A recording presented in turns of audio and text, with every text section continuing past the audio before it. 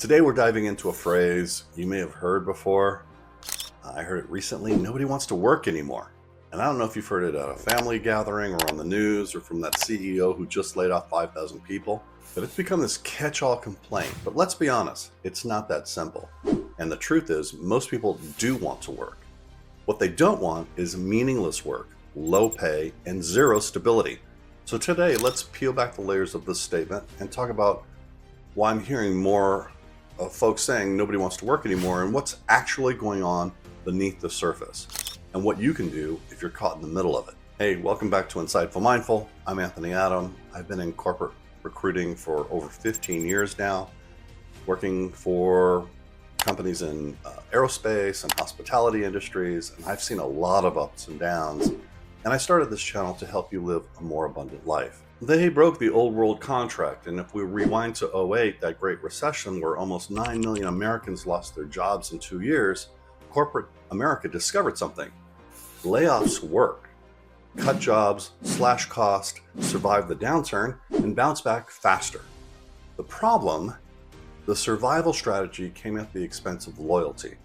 The unspoken contract between employers and employees that you give us years of service and we'll take care of you, that was shattered. Now we fast forward to 2020, COVID hits and 27 million jobs vanish in weeks. People were laid off or furloughed or ghosted by the very companies that were praising them just days earlier. And when the dust started to settle, what followed wasn't stability, it was chaos. Remote work, forced returns, mass layoffs, hiring freezes, and then layoffs again, and now throw in the looming threat of AI replacing jobs. Can we really blame people for losing trust in the system? And it's not just the jobs themselves, it's the job hunt. Technology has made applying easier than ever. With a click, you can apply to 50 jobs in about an hour and a half. But that convenience flooded the system. Recruiters now get thousands of applications for a single role, and most of them aren't a fit. So what do companies do? They turn to technology. Resume filters, keyword scans, automated interviews. Here's the problem. Qualified candidates are getting lost in the algorithm, not because they're unskilled, but because their resume didn't match one exact phrase from a job description.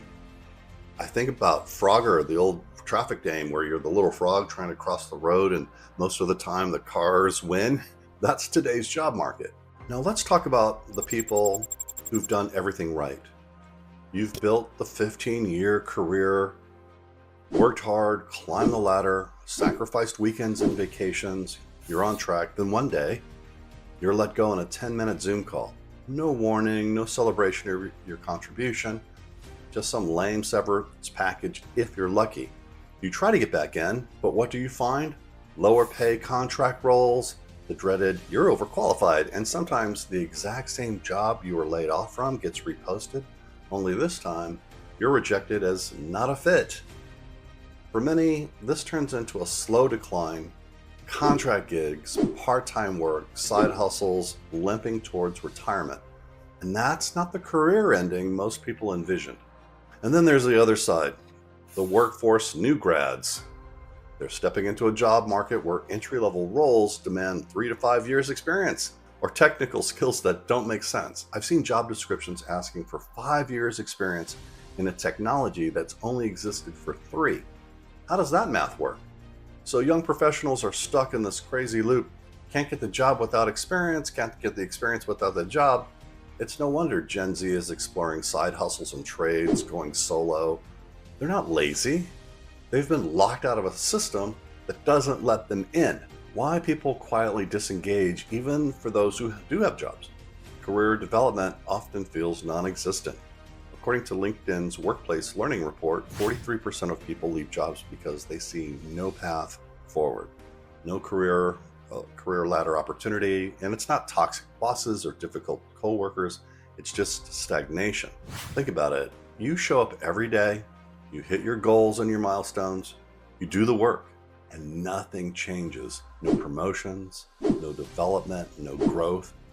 And that's how people mentally check out. They're still on the payroll, but the spark is gone. And when wages are stagnant, benefits cut, and security gone, Even in profitable industries, it's easy to understand the frustration. When someone says nobody wants to work anymore, here's the reality. People don't want to work under these conditions. They don't want to gamble their livelihoods on unstable companies, fight broken hiring systems, and settle for careers with no future. Sure, there will always be a small percentage of people who just don't want to work. Okay. But the majority, they want meaningful work, fair pay, real growth, and a career that doesn't punish them for playing by the rules. So what's the solution? On one hand, companies need to rebuild trust, pay better, real career development, human hiring practices. But let's be honest, that change won't happen overnight, not in this economy.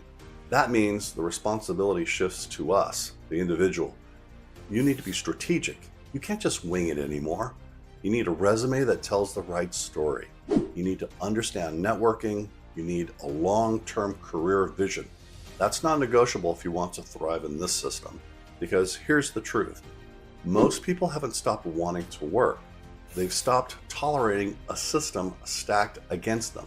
And until the system changes, the smart workers will adapt. That's what we have to do. We're going to pivot. We're going to work the system. We'll outsmart it. We'll take the control back. So my question for you is this. Are you going to wait for the system to fix itself? Or are you ready to reclaim control of your career? And if this episode resonates for you, take a moment, think about if you have a career strategy, if you're thinking about a pathway forward, or are you hoping the system works out? Because the truth is, you deserve a career that works for you, not against you. I really appreciate you joining me on Insightful Mindful today. Until next time, keep pushing forward, keep building smart, and remember, you're not alone. You've got more control than you think. I'll talk to you soon.